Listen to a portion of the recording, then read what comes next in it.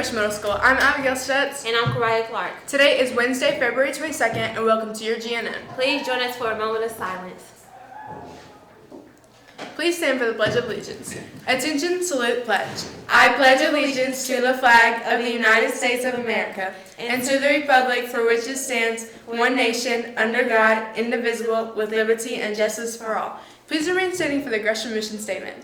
The mission of Gresham Middle School is to develop responsible, lifelong learners by encouraging all students to reach their potential.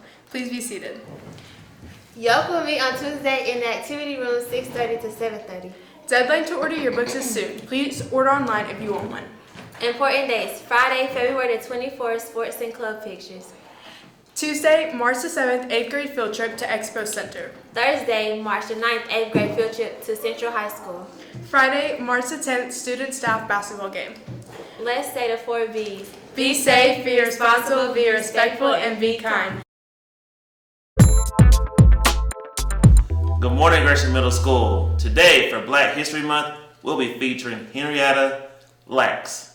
She is very, very influential in the development of influenza vaccine and other vaccines of that sort, because in her time, when she passed away, they took some of her body and her cells and were able to come with vaccines that save our lives today. But the backstory to that is not always as grand, and this video you're going to watch will tell you why. Imagine something small enough to float on a particle of dust that holds the keys to understanding cancer, virology, and genetics. Luckily for us, such a thing exists in the form of trillions upon trillions of human lab-grown cells called HeLa. Let's take a step back for a second. Scientists grow human cells in the lab to study how they function, understand how diseases develop, and test new treatments without endangering patients. To make sure that they can repeat these experiments over and over and compare the results with other scientists, they need huge populations of identical cells that can duplicate themselves faithfully for years. But until 1951, all human cell lines that researchers tried to grow had died after a few days. Then a Johns Hopkins scientist named George Guy received a sample of a strange-looking tumor. Dark purple, shiny, jelly-like. This sample was special. Some of its cells just kept dividing and dividing and dividing. When individual cells died, generations of copies took their place and thrived. The result was an endless source of identical cells that's still around today, the very first immortal human cell line. Guy labeled it HeLa after the patient with the unusual tumor, Henrietta Lacks. Born on a tobacco farm in Virginia, she lived in Baltimore with her husband and 5 children. She died of aggressive cervical cancer a few months after her tumor's cells were harvested, and she never knew about them. So what's so special about the cells from Henrietta Lacks that lets them survive when other cell lines die? The short answer is, we don't entirely know. Normal human cells have built-in control mechanisms. They can divide about 50 times before they self-destruct in a process called apoptosis. This prevents the propagation of genetic errors that creep in after repeated rounds of division. But cancer cells ignore these signals, dividing indefinitely and crowding out normal cells.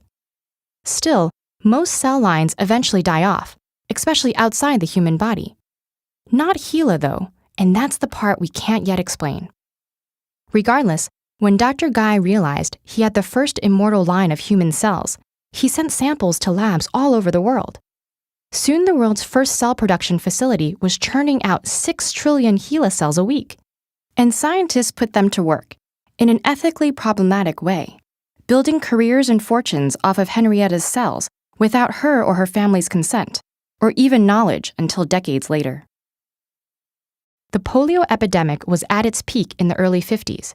HeLa cells, which easily took up and replicated the virus, allowed Jonas Salk to test his vaccine.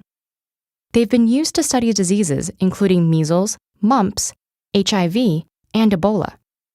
We know that human cells have 46 chromosomes because a scientist working with HeLa discovered a chemical that makes chromosomes visible. HeLa cells themselves actually have around 80 highly mutated chromosomes. HeLa cells were the first to be cloned. They've traveled to outer space. Telomerase, an enzyme that helps cancer cells evade destruction by repairing their DNA, was discovered first in HeLa cells. In an interesting turn of fate, thanks to HeLa, we know that cervical cancer can be caused by a virus called HPV, and now there's a vaccine. HeLa-fueled discoveries have filled thousands of scientific papers, and that number is probably even higher than anyone knows. HeLa cells are so resilient that they can travel on almost any surface. A lab worker's hand, a piece of dust, invading cultures of other cells and taking over like weeds. Countless cures, patents, and discoveries, all made thanks to Henrietta Lacks. That's it for the morning news. Have a great day. Have a great day. Good morning, Gladiator Glover here. I just want to remind everyone that it's a great day to have a great day at Gresham Middle School.